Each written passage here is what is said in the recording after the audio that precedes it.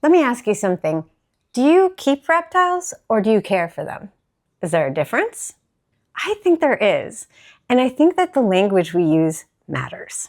I talk a lot about the health benefits we can receive from interacting with these animals, but today I'd like us to think a little bit differently.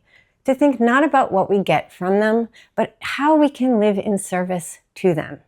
How the care we provide and the way we treat them, even the way we talk about them, could be improved if we think more conscientiously about the deep sense of fulfillment that comes from giving and nurturing, and how doing so can, in the end, come right back around and make us better as humans and better as a society at large.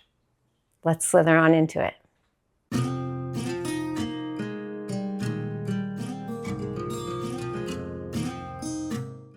Having snakes or any animal as a pet is an innately selfish endeavor. And when I say that, I'm not saying it's inherently bad. We seek comfort, communion, and joy from them, and that can be a beautiful thing. Unfortunately, the outdated and misguided perception that reptiles lack intelligence and sentience often still permeates the way that we treat them in captivity. For example, we say we keep reptiles, but we say we have or care for dogs and cats. And this is primarily because we recognize expressions and behaviors in other mammals more easily. So it's easier to think that they're more deserving of respect and empathy. Across the spectrum from breeders to those who have reptiles as pets, I've observed the use of language that objectifies these animals as products or things. I've watched the practice of collecting them like trading cards. I've seen the normalization of minimizing their environments to the point that their behavioral, cognitive, and physical needs, things that directly correlate to the health and longevity and contentment of the animal, cannot possibly be met. Now, the humans in those scenarios may be able to get a lot of enrichment and happiness from having those animals, whether it's because they think they're cool and unique to look at, or because they're breeding them as a profession. But it's not a mutually beneficial relationship. So I want to be clear that although my message on this channel is most certainly about the health benefits we can receive in working with them, the distinction I'd like to highlight today is that it's a two-way street. And in fact, thinking about what we can give them more than what we can get from them offers us something very special: honor and a sense of purpose. The visionary thinker, author, and TED speaker Simon Sinek said some things that really brought this home for me. Honor is the willingness to be necessary. Being necessary provides an intense sense of belonging. And to have purpose is to be necessary not to myself, but those who rely on me for their survival, not their profit. Humans are unique creatures in that we seek meaning and fulfillment in our lives. We ask the question why, and we search for our own personal why. That sense of purpose that helps motivate us and that drives how and who we are in the world. Now, it's been scientifically proven that humans who act in service to others, who do things that go beyond supporting their own needs and therefore feel a sense of belonging amongst others, live healthier, happier, and longer lives, in some cases by decades.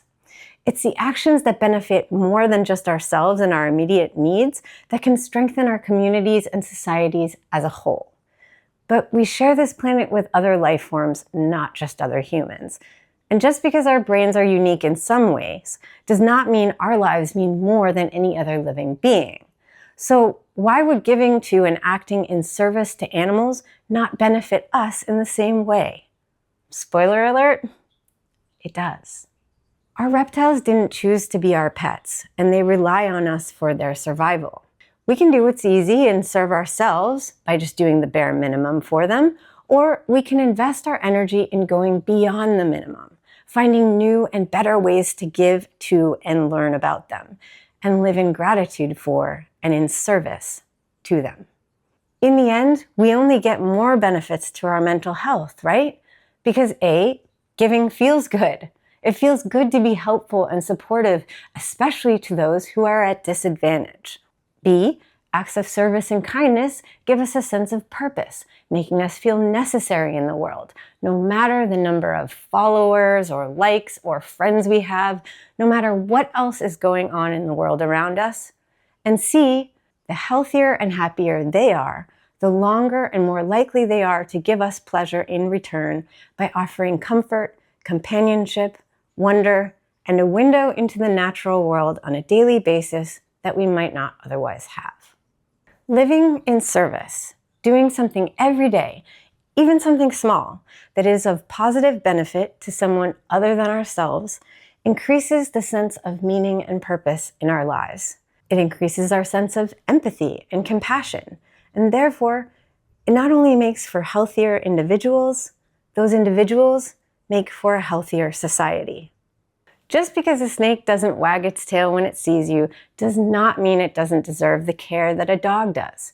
In fact, I would argue that because we don't yet fully understand what reptiles are thinking and feeling is a perfect reason to go the extra mile to support them and give them more options and choice in captivity. So let's stop asking what the minimum we can do for them is and live in service to them by constantly seeking how we can improve their lives and live in gratitude for all that they give in their life of service to us. So what does living in service to a reptile look like for you?